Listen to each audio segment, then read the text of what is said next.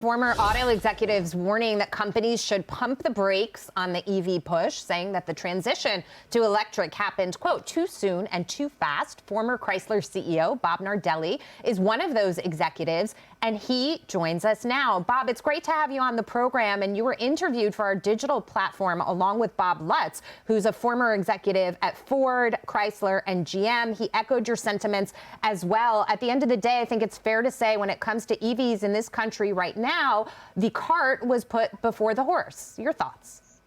Well, Jackie, there's no question about that. When I was running Chrysler back in 7, 8, and 9, the Obama and Biden administration tried a very similar tactic. It was called the CAFE standards, and basically was restricting the size of the vehicles we could produce. In other words, putting a cap on SUVs and trucks and forcing us into smaller vehicles to improve the average gas mileage. Now, we did a lot of work, Bob Lutz, and all the folks at the OEM did a lot of work to improve gas mileage. But the consumer said, stop, you're not going to force me to buy something I don't want. So there's about 278 million cars on the road today. It's called the car park. A small majority of those are electric.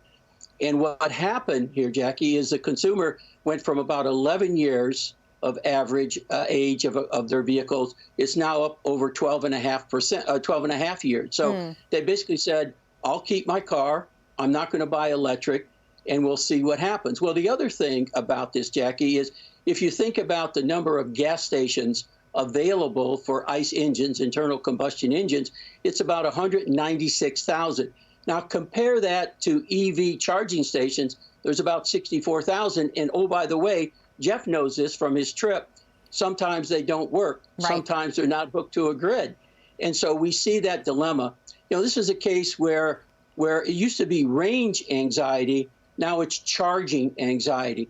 So consumers, when you have the governor of California say, please don't charge your truck tonight because we won't have enough grid power to keep air conditioning on. Right. And the majority of the people who drive trucks today do it for an earning. That's how they make their living.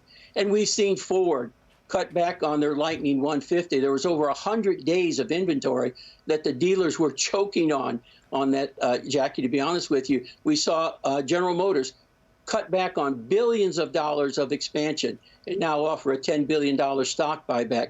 Yeah. We see, some of the major, like Rivian, had lost about $5.4 billion last year. So most of the EV startups are failing. Lordstown, you just go through the list. And this is a case instead of evolution. This Biden administration tried a revolution, and the consumers are saying, no, not me. No, Jackie, that's what's happening. It makes a lot of sense, Bob. We're running out of time, but it's always great to see you. We'll have you back on again soon. Thank you for being here.